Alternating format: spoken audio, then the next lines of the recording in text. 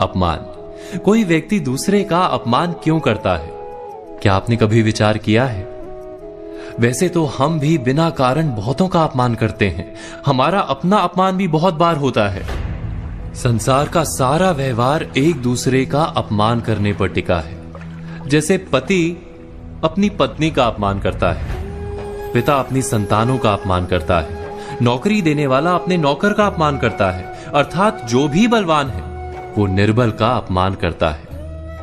यदि हम शक्तिमान हैं तो अपमान के बदले में लड़ाई करते हैं, और यदि लड़ने की शक्ति नहीं होती तो हम अपमान सह लेते हैं, स्वयं को निर्बल और असहाय मान लेते हैं।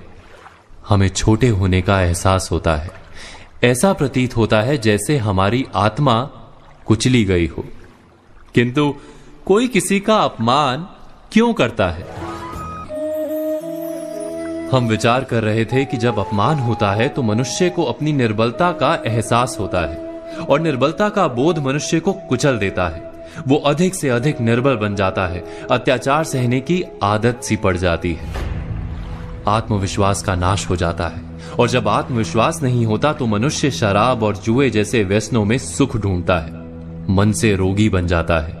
आखिर किसी भी मनुष्य की ऐसी दुर्गति कोई क्यों करता है?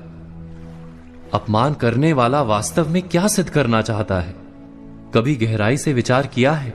वास्तव में हम किसी का अपमान करते हैं उसकी निर्बलता सिद्ध करने के लिए, यह बताने के लिए कि हम अधिक शक्तिमान हैं। अर्थात वास्तव में अपमान करने वाला स्वयं अपने आप को शक्तिमान या बलवान सिद्ध करने का प्रयास कर रहा है। अपमान करने वाला हकीकत में अपनी शक्ति से आश्वस्त नहीं है, उसे अपनी शक्ति पर भरोसा नहीं है। दूसरों को चुनौती देकर वो अपनी शक्ति पर विश्वास प्राप्त करने की कोशिश करता है। क्या ये सच नहीं कि जब हम किसी का अपमान करते हैं तो वास्तव में इतना ही प्रकट करते हैं कि हमें अपने बल पर भरोसा नहीं? हमें ये संसार एक अविरत संघर्ष प्रतीत होता है, कभी ना रुकने वाली एक जंग सी दिखाई देती है। हम अपने निकट आने वाले सभी को प्रतिद्वंदी मानते हैं, फिर वो पति या पत्नी ही क्यों ना हो। हमें निरंतर लगता है कि हमें अपनी शक्ति सिद्ध करनी होगी, अन्यथा हमारा शोषण होगा, हम किसी के गुलाम बन जाएंगे।